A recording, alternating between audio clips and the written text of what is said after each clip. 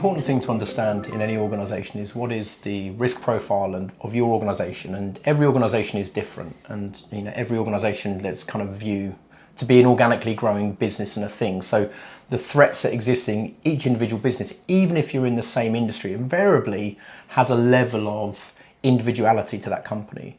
So the important thing and what we try to do, and we are a data business fundamentally, is we consume all the information that we've got on your organisation around your existing controls. We take all the information insights around framework data that gives us some further information, and then we layer the context over the top with Arco. The importance of doing this, and what we start to identify very, very quickly, we start to pinpoint where gaps are in their existing defences based on their risk profile, and where the exact gaps exist in their existing controls that they've got in their environment.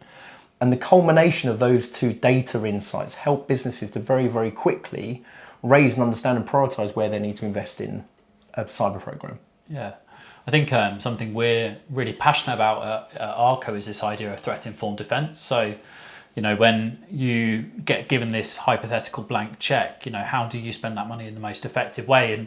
And our belief is that actually trying to understand the attacker and the types of behaviours that they exhibit gives you the best profile of understanding, therefore, which mitigations are important.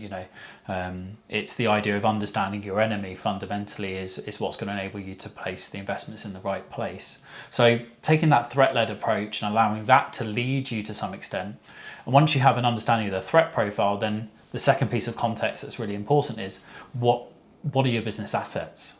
What are the things you care about and you want to protect? And it's the culmination of those two data points that then identifies what mitigations are important. And then fundamentally, once you've identified which mitigations are important, the last part of that journey is understanding, are they performing effectively? We talk about this idea of the golden thread within Arco, this idea that everything links together. We don't do cybersecurity for fun. We do it because we want to mitigate a risk, and a risk only exists if it happens to something that the business cares about.